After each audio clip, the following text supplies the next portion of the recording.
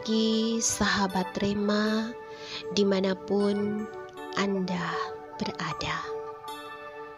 Pengorbanan yang tersia-siakan.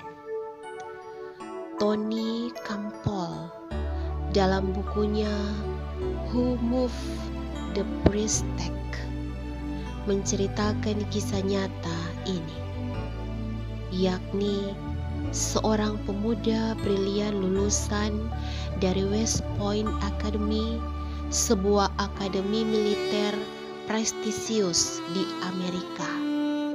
Ia langsung dipercayakan untuk memimpin satu peleton pada Perang Vietnam. Suatu malam, mereka diserang oleh gerilyawan Viet Cong, sehingga keadaan mereka sangat terdesak. Meskipun akhirnya mereka sempat menghindar, namun sang pemuda ini tetap berhasil menyelamatkan semua orang yang ada di dalam regunya. Di saat mereka bersiap-siap melarikan diri, mereka mendengar suara erang kesakitan seseorang dari regu mereka yang tertembak. Pemuda tersebut berusaha kembali untuk menolong anggotanya yang kesakitan tersebut. Namun, semua orang dalam regu tersebut menghalangi niatnya untuk menolong rekan itu, mengingat kondisi yang sangat berisiko. Tetapi si pemimpin ini bersikeras untuk kembali dan menyelamatkan rekannya yang terluka. Ia berhasil membopong rekannya tersebut dengan berlari menghindari tembakan musuh. Namun, saat mereka hampir mencapai garis aman, tubuhnya tiba-tiba rebah tertembus beberapa butir peluru musuh, dan akhirnya sang pemimpin tewas seketika. Namun nyawa anak buahnya yang ia tolong itu terselamatkan. Beberapa tahun setelah peristiwa itu, kedua orang tua dari sang pemimpin mendengar bahwa pemuda yang diselamatkan oleh anaknya berada di kota mereka. Dengan senang hati, mereka mengundang pemuda itu untuk makan malam bersama. Tepat pada waktu yang disepakati, ternyata si pemuda tersebut tidak muncul juga. Setelah menunggu sekitar 1 jam lamanya, tiba-tiba si pemuda tersebut muncul dalam keadaan mabuk.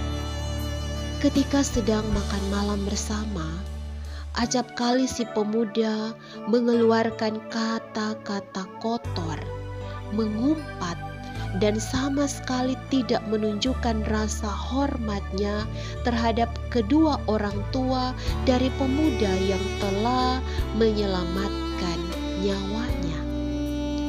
Dan begitu si pemuda itu pulang, sambil berpelukan dan menangis, pasangan bapak dan ibu itu sangat menyesalkan pengorbanan anaknya untuk orang yang bukan saja tidak tahu berterima kasih, tetapi juga telah menyia-nyiakan hidupnya sendiri. Betapa lebih berharganya apabila anak mereka yang telah mati itu justru selamat dan hidup. Dan betapa tidak berharganya ketika sahabat anak mereka itu selamat, namun ia tidak berbakti kepada bangsa, negara, dan keluarga. Sahabat Rema terkasih, Tuhan Yesus telah mati untuk kita. Ia telah membayar hidup Anda dan saya dengan hidupnya sendiri, dengan harga yang begitu mahal. Ia menebus kita dengan penderitaan yang luar biasa, dan ia mati di atas kayu salib yang melambangkan puncak dari penghinaan, derita, dan kesakitan yang pernah diderita oleh seseorang di dunia ini.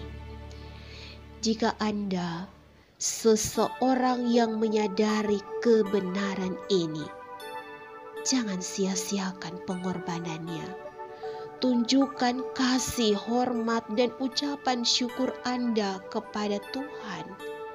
Undang Dia masuk dalam hidup Anda dengan taat melakukan setiap kehendak-Nya. Maka mengawali aktivitas kita di hari ini, kebenaran firman Tuhan dari Roma pasal 5 ayat 8. Akan tetapi Allah menunjukkan kasih-Nya kepada kita oleh karena Kristus telah mati untuk kita ketika kita masih berdosa. Amin. Tuhan Yesus memberkati.